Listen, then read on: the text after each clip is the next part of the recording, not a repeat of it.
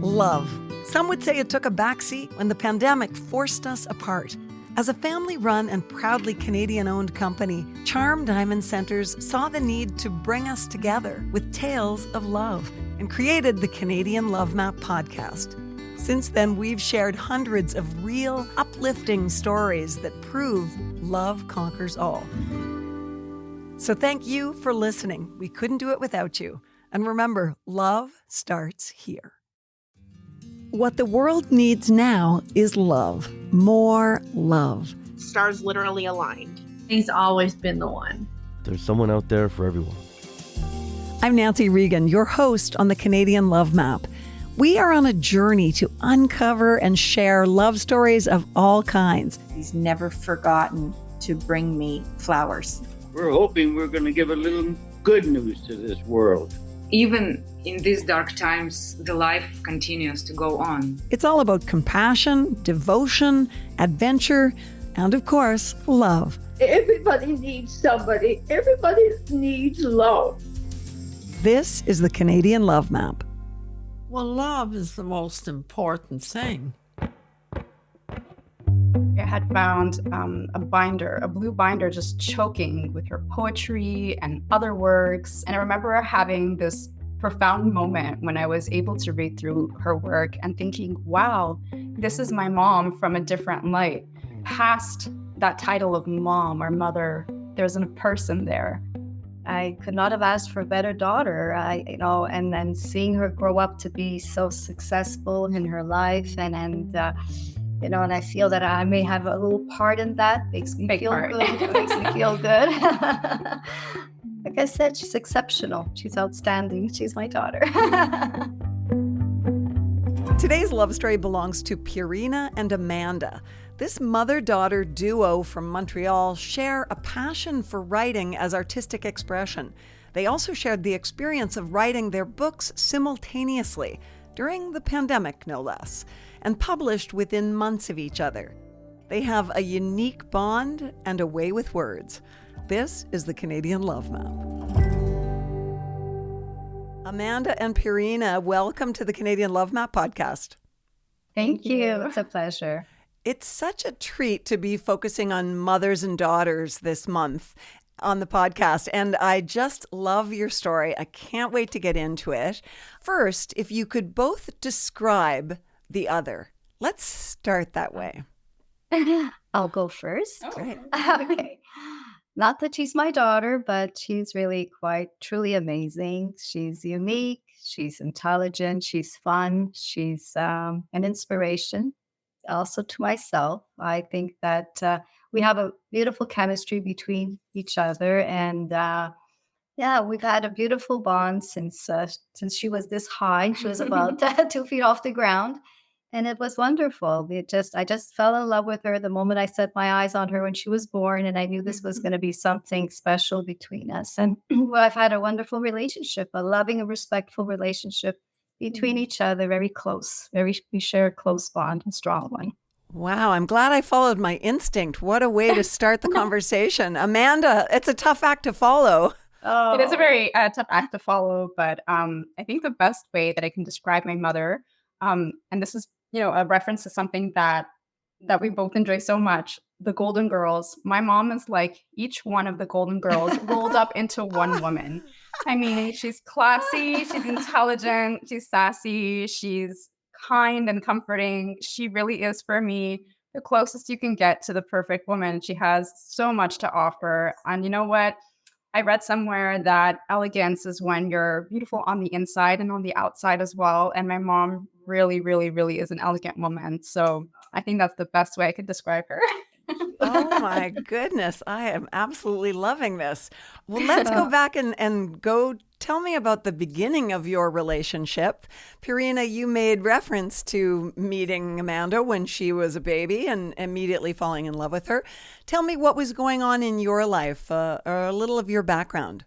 Well, I am a mother of two. I have a son also, and I was a stay-at-home mom. I had the privilege of raising both of my children. I enjoyed the motherhood experience. And it was only in my later years, when I was about 50, my daughter was on her honeymoon, that I decided to fulfill a lifelong dream of mine. And I wrote my first novel, The Locked Door. And then 4 years later, through many different personal struggles, I wrote and managed to succeed to write my second novel called Coastal Fear. Yeah. So, what was it about writing that made you always dream of writing a novel? Oh, ever since I was small, I loved to write. I loved to write poetry. And I said one day I'm going to write my own book. But, got married, had children, and everything, it always put on the back burner and figuring, well, it wasn't a priority. Until the day that I decided, I said, no, this is a priority. I need to do this or I'm going to have regrets. And I didn't want that. I wanted to write the book. I wrote my first page on an old R.C. Allen typewriter that I bought with my husband. We were antiquing. And I says, I'm buying that typewriter. And the day after, I sat in front of it and I wrote the first page of my first book on it, which I found was fun. It just inspired me to continue. And I wanted. Wow, that's romantic and memorable. Thank you. Amazing. You said you were 50 when you actually made the leap to this big endeavor. And was there something about turning 50 that really flipped on a switch for you? Yes, it was my daughter who left while she got married and went to her honeymoon. And I said, this is it. She was an empty nester almost.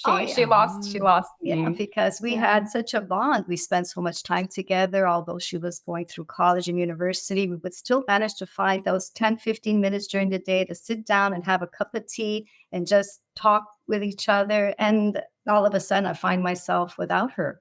And I said if I don't do this, I have to fill my life with something. And this is the time to do something that I've been putting off for too long. And there was a need. It became a need. It was a voice inside my head that says it's got to be done. Yes. Well, I think this is so inspiring for people because too often we think if we haven't done something by 50, it's too late to get started. No. And you are proof that that is not true. Mm-hmm. There's no age when you want to pursue a dream, a goal. There is no age. You just do it. You just do it. Amazing. Amanda, what do you remember of your childhood and your relationship with your mom? I have a lot of vivid memories with my mom. And one of them in particular is being in our study where we had a few bookcases and you could have found anything in there from Plato to Ray Bradbury.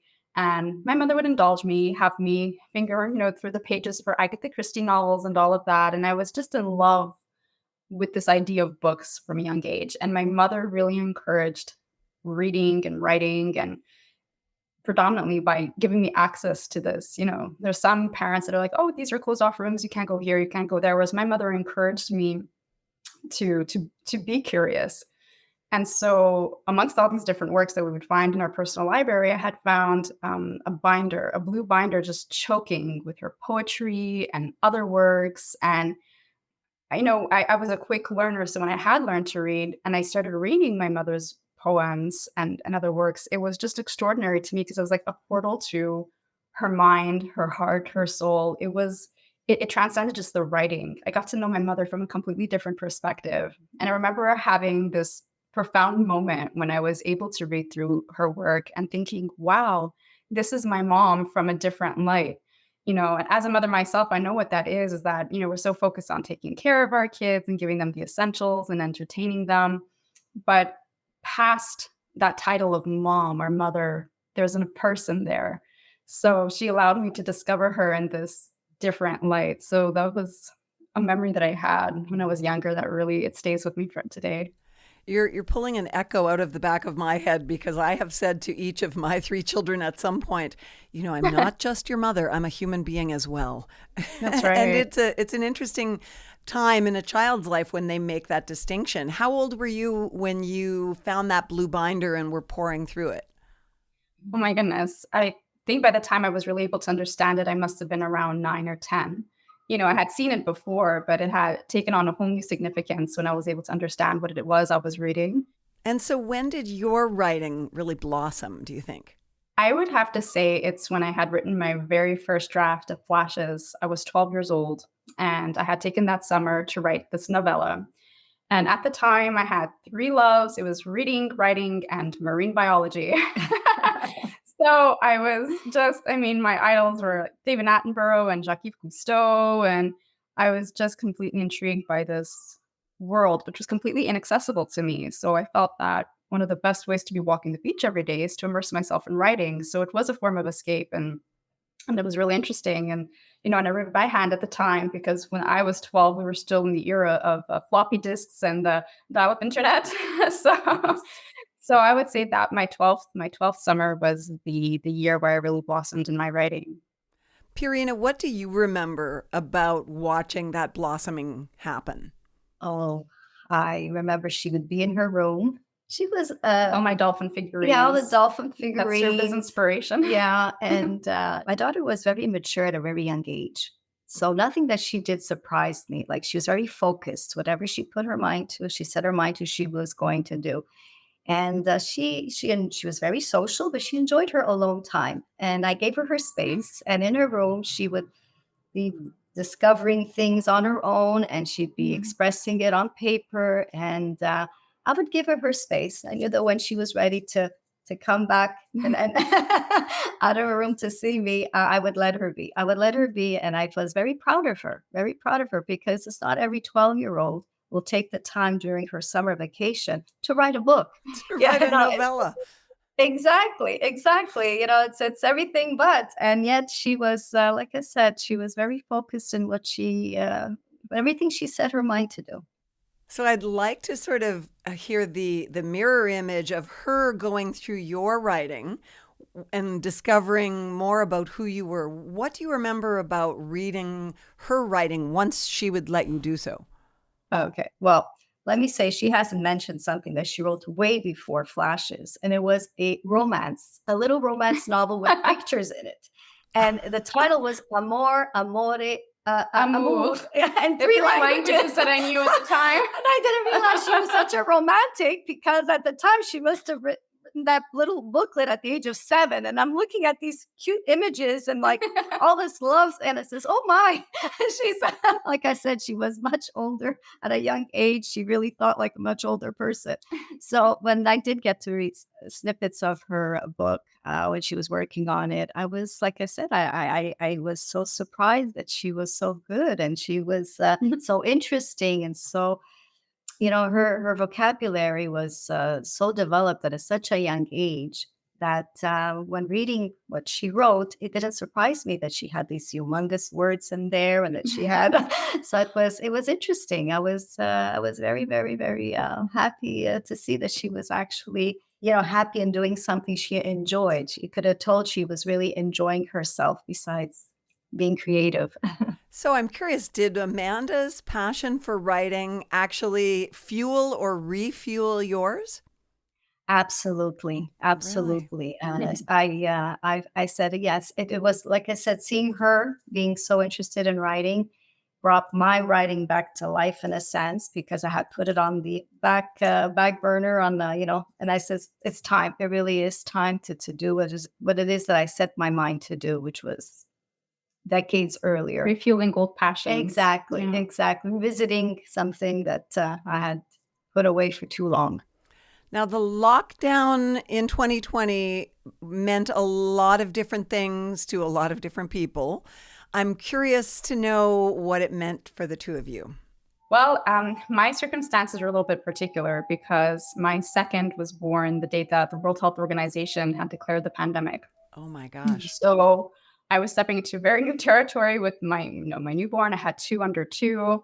And I said, my goodness, it's at the very beginning. So you don't know what's laying ahead of you. So I had to find a way for my own mental health to escape.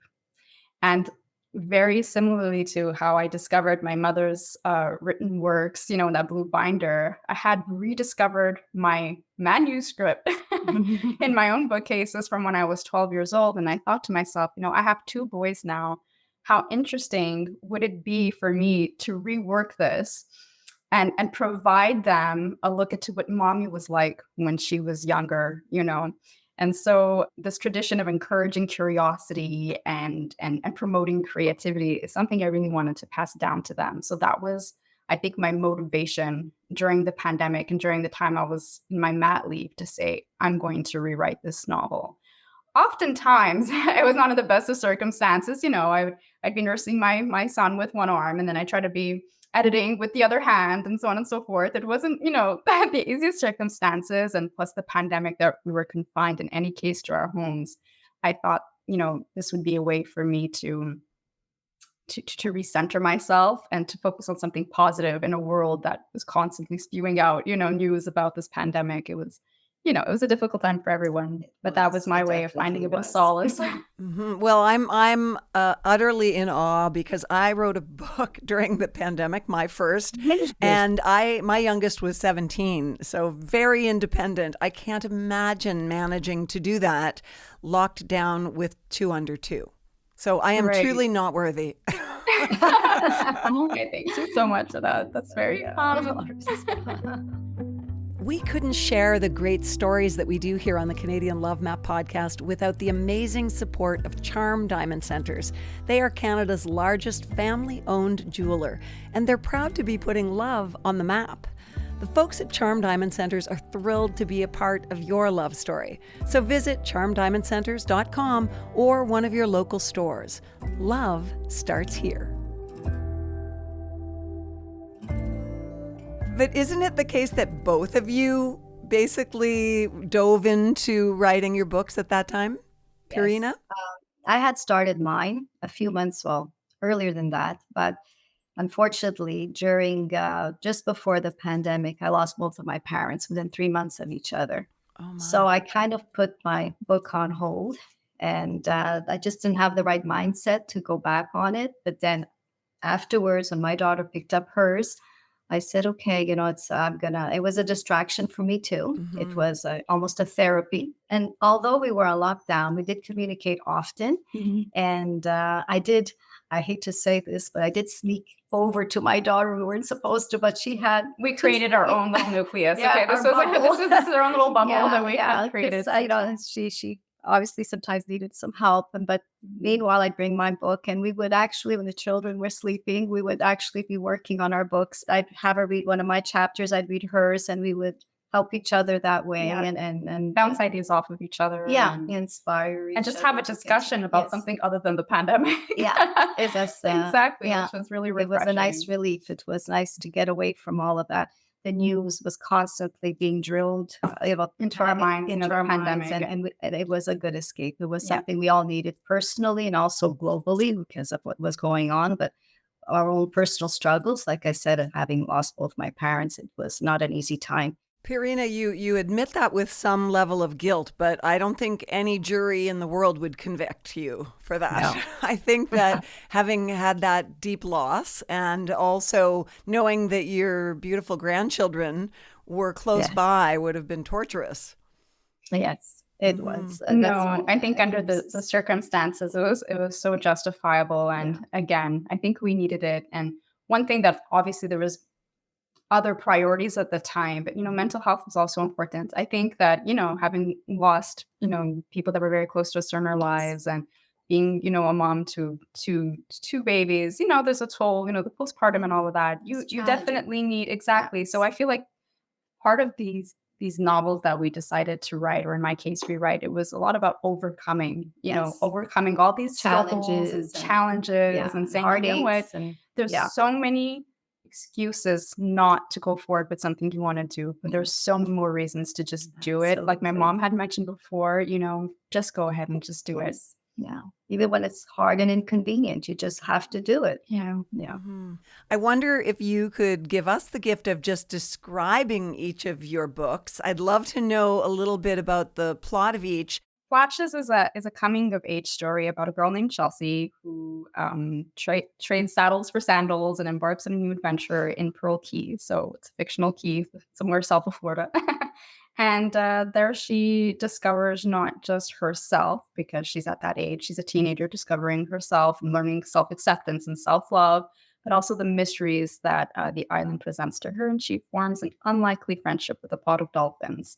So the targeted audience is, the youth, adolescents. So essentially, it's an adventure book.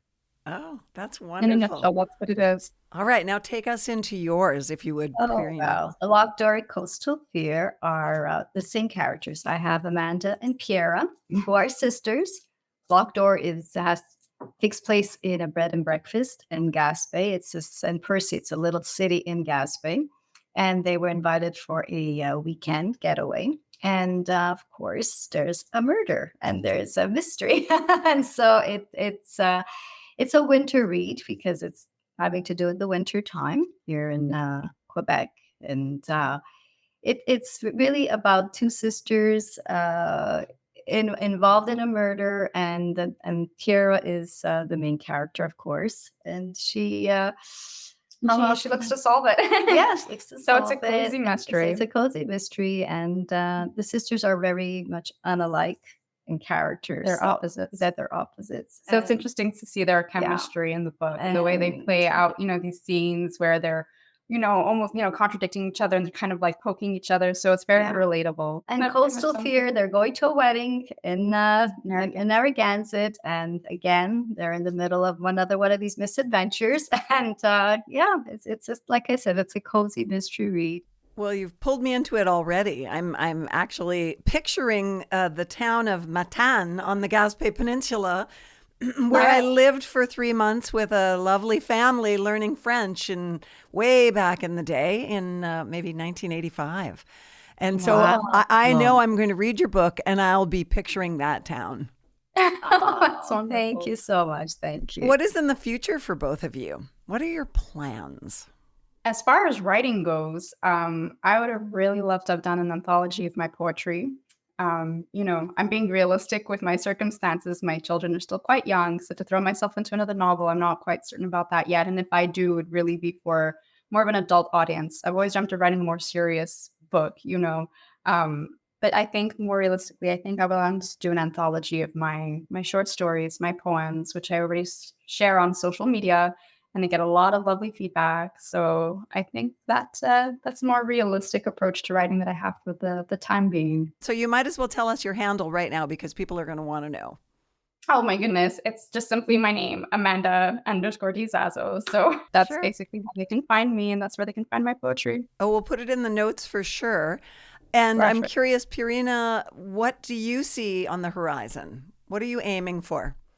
I would like to write my third installment for the murder mystery series because I really, this is something I'd like to continue into making the same characters and writing a few more novels and the murder mystery of these two sisters together with all these adventures. Exactly. So that's where I'm headed. I'm headed towards that direction. I took a break. So now it's time again, like the end of the summer is when I'd like to start writing my third novel. I got my son's wedding in July, so that kind of takes up a lot of room right now in my schedule. But I will definitely be writing my third novel by the autumn. I would like to do that, yes. Right. Patiently. Yes. But right now you need to focus on being the mother of the groom. Yes. Exactly. Oh, that's wonderful. I'm curious to know how each of you are inspired by the other's writing style. Well, I love my mom's description of things, and I think that when you take a very simple scene, like, a park or a kitchen, and you're able to bring it to life by using the right adjectives and taking your time to describe these little details, it inspires me to do the same in my writing, is to really put importance on setting the scene. Because again, as I mentioned earlier, it's not just about telling the story, it's about allowing someone to feel something. So As in Hers is a cozy mystery series. Providing that context really allows you to jump into that book. It really allows you to participate as one of the characters in the shadows, So I think that's something that really inspired me, is the attention to detail when it comes to descriptions. Oh, that's great. What about you, Pierina? Well, I loved her book because it's full of adventure, and she describes things beautifully also. And, I just find everything, it's so interesting. I couldn't put it down. I love it. There's a lot of facts in my novel. There's a lot of fun facts in my novel Because I told you, the love that I have for, marine biology. So I wanted it to be a little bit informative too, being that it was the target audience is the youth. And I remember my mom mentioning this, that, oh, you know what? I didn't know that, like, oh, a dolphin sleeps with half its brain at a time. So I remember she found that interesting, how I kind of weave those facts into the book. Oh, for sure. I really did enjoy her style of writing. It's beautiful the way she plays out the story in front of you. It's just beautiful, like I said, and it's full of adventure, and it's a must read for sure. Okay, and speaking of inspiration, Amanda, I'm very curious to know how having Pierina as a mom has inspired your approach to motherhood. Oh my goodness. My mother was someone who was very, very, very giving. And especially now where I feel that women are trying to redefine themselves. We have to go to work as if we don't have kids, and raise kids as if we don't have work. And so my mother had showed me the importance of creating an inviting, secure environment for your family. And with all that, I'm a working mom, I really feel that it's important to do these small gestures so that a child knows this is your safe space. Not just the home in and of itself, but as a parent, I am your safe space. And little gestures like, baking my favorite cookies, or just taking the time to ask me a question, but really wait for an answer, keeping the contact, having little conversations. She used to do tea time with me when I was young, and it made me feel so important because I felt worthy of her best china. I felt worthy of her time. So from a young age, I felt so empowered because I felt like she gave me that respect that I felt I needed, that everyone needs, in fact. So even though I have boys, I'll do the same thing for them. I'll have that tea time. I'll take out all my best china, take out my best linens, and say, I want to know more about you. I want you to tell me about you. Even though I know them better than they know themselves, I want them to feel like they can express anything to me. So that's something that I shared with my mother. I knew I really could have told her absolutely anything without judgment, and that she'd always have a patient ear and a kind word to share with me. So I try to have the same approach with my boys. Wow. Well, since you're on a roll, I'd like to ask you what it is you love most about her as a person, apart from all those things she did for you. Right, exactly. And it's a very good question because I just described her as a mother and not as a person, right? And so she is an individual before she had me. So what I found really wonderful about my mother is that she wasn't afraid to think outside the box. She wasn't afraid to challenge herself. She wasn't afraid to challenge even the people around her, like encouraging them, providing support. And I think what's really stellar about her is that she created, and anyone can attest to this, a sense of community, even within her very own home. So anybody who has ever met my mother will say that she just emits the certain type of aura, the certain type of light, that she is the embodiment of sunshine. And, and I mean that in terms of positivity and kindness and just her general outlook. It's really very inspiring. Pierina, wow, that's a beautiful way to hear your daughter describe you. And I have no doubt that you look at this brilliant and bold, beautiful daughter of yours and are proud. What do you love most about her? Oh my goodness, there's so many things. She's kind, she's loving, she's my best friend, if we can call, as mother and daughter, she's my best friend. She's been my strong shoulder when I needed it. She's just a lovely person. I could not have asked for a better daughter. And then seeing her grow up to be so successful in her life, and I feel that I may have a little part in that. Makes me feel good. It makes me feel good. She's an amazing mom. Her boys are just beautiful, and like I said, she's exceptional. She's outstanding. She's my daughter. Well, I think you're both amazing, and I can't tell you how much I appreciate you shining your light in our day today. Really enjoyed our conversation. Thank you. As did we. Thank you so much for having us. Thank you. Thanks so much for listening to the Canadian Love Map. This podcast is presented and made possible by Charm Diamond Centers. It's hosted by me, Nancy Regan, and is produced and distributed by Podstarter. We love sharing love stories of all kinds, and that could include yours. So do you or someone you know have an uplifting tale to tell? Reach out to us on Facebook or Instagram using @CanadianLoveMap or email producer@podstarter.io. We'll be back next week with another love story to add to the map.